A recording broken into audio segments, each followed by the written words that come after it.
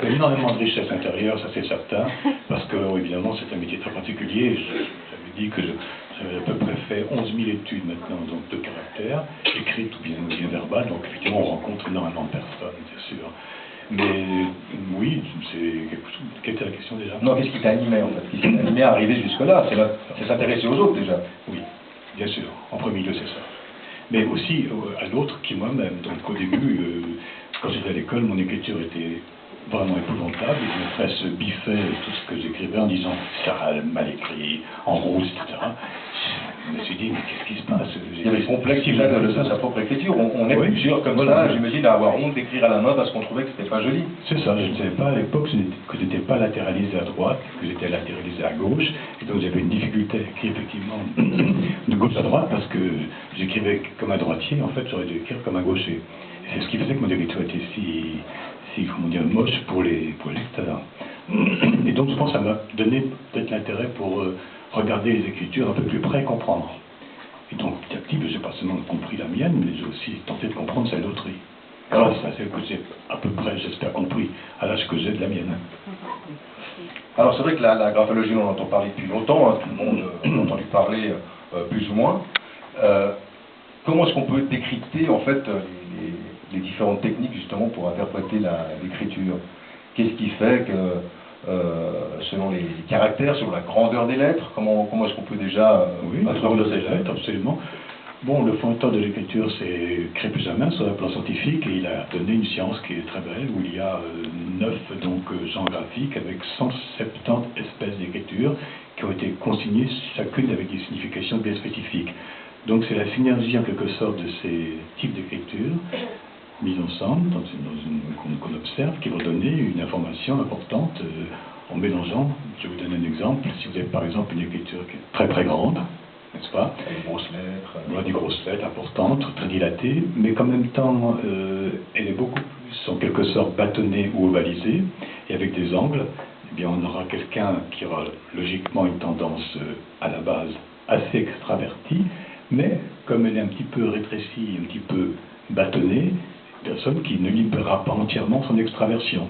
Et on voit parfois certains animateurs de radio, de télévision qui ont ce type d'écriture, qui brillent en quelque sorte leur nature innée par des considérations acquises qui sont celles de l'inhibition, d'être ce qu'ils sont, ou d'être obligés de faire un métier, etc.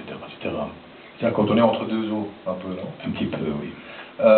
Pour ce qui est justement de la graphologie, bon, il y a plein de nuances, hein, il y a aussi un historique. C'est-à-dire qu'on se base en fait sur des gens qui ont étudié avant, et puis ensuite on rajoute, est-ce qu'on rajoute au fur et à mesure des lignes justement d'observation qui vont grossir en fait des sortes de bibliothèques Oui, je pense que c'est une science et un art aussi qui est encore, on peut encore apprendre, où on peut encore additionner des expériences et des écritures particulières, comme par exemple les écritures pathologiques, où on s'aperçoit que certaines maladies peuvent être vues à travers les écritures. C'est ce que je suis en train de travailler maintenant avec un médecin qui est cardiologue donc à Genève, professeur d'université aussi, et on est en train d'approfondir ces éléments, je dirais, scripturaux qui permettent de voir un Parkinson, par exemple, ou une personne qui est...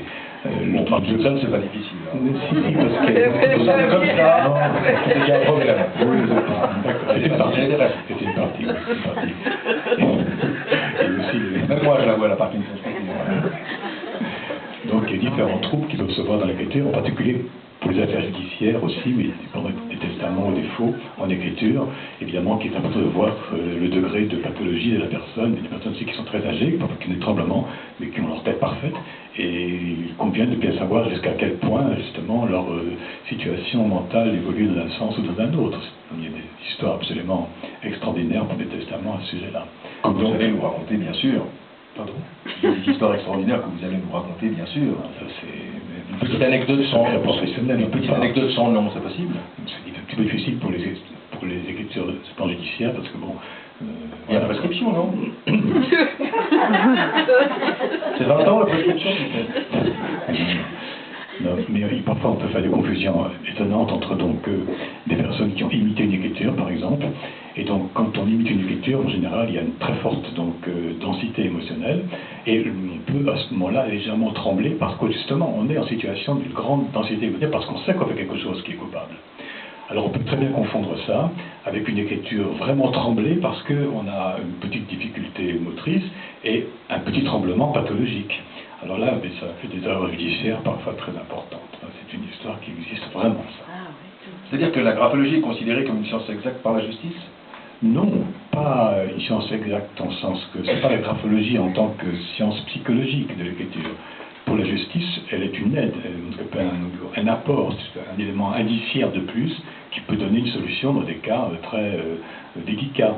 Mais elle n'est pas très bien reconnue encore, même pour des avocats qui parfois pensent que c'est uniquement une question de bonne aventure ou de devinette. Mais enfin, quand même, de plus en plus, on s'en rend compte qu'on peut trouver beaucoup de choses par l'écriture. Alors effectivement, ce qui est passionnant, c'est de réaliser, en fait, en vous écoutant, et moi aussi en ayant étudié un peu ce que vous faites, c'est qu'en fait, non seulement, moi au départ, je pensais que la graphologie, ben voilà, c'était simplement, vous voyez, un peu la personnalité, mais on peut voir aussi des émotions à travers... on peut voir des émotions à travers l'écriture. C'est le cœur de l'écriture, c'est le cœur de la graphologie. Le cœur de la graphologie, c'est l'intelligence émotionnelle. C'est ce qui est le plus intéressant, le plus, je dirais, fascinant pour rendre compte de qui est quelqu'un.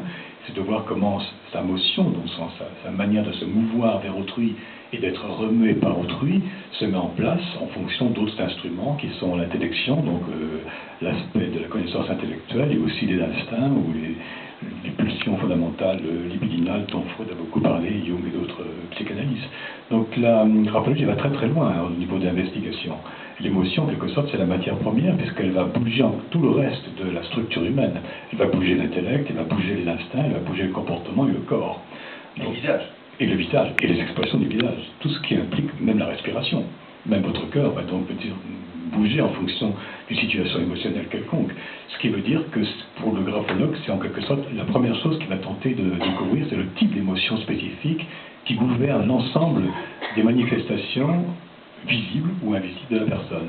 Donc c'est vraiment la chose la plus importante, oui. Parce qu'on peut prendre par exemple l'écriture de quelqu'un sur plusieurs années pour se rendre compte un peu de la personnalité en général. Tout à fait. Alors en personnalité, c'est très intéressant parce que c'est la graphologie évolutive et on peut voir à ce moment-là si la personne est en situation d'évolution, je dirais, cohérente par rapport à son âge, ou au contraire qu'il y a un blocage donc dans son évolution, ou même parfois qu'il y a des régressions. Un alcoolisme, par exemple, ou des drogues, ou des choses comme ça, peut amener la personne à régresser par rapport à ce pourquoi elle était faite au départ. Donc ça, c'est aussi un élément très intéressant dans la graphologie, c'est de voir où on est par rapport à son temps. Si une personne qui a donc 40 ans se comporte comme quelqu'un qui en aurait 80, il y a quelque chose quand même qui est un peu spécial. Et si donc à 80 ans on se comporte de manière infantile, il y a aussi quelque chose qui n'est pas tout à fait cohérent par rapport à l'évolution. Et cela, dans l'écriture, on le voit très très bien. Et on le voit très bien dans l'écriture, mais on peut ne pas le voir d'une manière visuelle, dans les comportements habituels, quand on rencontre quelqu'un, quand on lui parle. Et ça se verra dans l'écriture. Je ne sais pas si j'ai répondu à ta question. Si, c'est le premier. Non, faites un petit silence parce que ça fait du bien aussi. Non, la graphologie, c'est vrai qu'on s'est vu il y a quelques jours. Et effectivement, à une époque, peut-être qu'aujourd'hui c'est un peu moins le cas, mais ça permet justement à des recruteurs, à des directeurs de recruter la bonne personne, hein, un peu comme Mitterrand faisait appel à l'astrologue pour prendre des décisions. Pas de comparaison, hein, mais ça m'a fait penser à ça. Je n'ai rien contre l'astrologie non plus. Non, moi non plus. Mais c'est vrai que finalement, il faut bien se fier à quelque chose. Alors si on ne se fie pas à son instinct, on se fie peut-être au graphologue. Oui, le graphologue aussi a un instinct, parce que quand on étudie une écriture, toutes les fonctions, en quelque sorte, de l'intelligence sont en œuvre. Il y a aussi une appréciation instinctive, c'est comme une patte. Si je regarde ton écriture, c'est sûr que j'ai d'abord une première vision instinctive, puis ensuite, ça va devenir un peu plus émotionnel, et après ça, un peu plus cérébral. Et je vais tenter de circonvenir cette impression première pour voir si elle peut se valider par des connaissances intellectuelles. Mais c'est vrai que mon activité professionnelle qui m'a permis de manger à peu près correctement, c'était quand même essentiellement le conseil, ce que tu m'as dit, oui, pour des banques, pour des entreprises, même pour l'État, pour d'autres institutions. Pour l'État aussi? Bien sûr, oui. Ben, j'ai travaillé pendant 15 ans pour le bureau cantonal quand même. Pour le responsable? J'étais le responsable, donc le graphologue de l'hôpital, oui, pendant 15 ans. Donc à l'hôpital également? Cantonal, oui. Là c'était pour les engagements? Oui, pour l'engagement. Non. Mais j'ai quand même eu des cours avec des personnes qui étaient donc dans le corps médical. capacité de conférence que je faisais ou des séminaires, c'est autre chose. Oui. Alors effectivement, il y a un concept.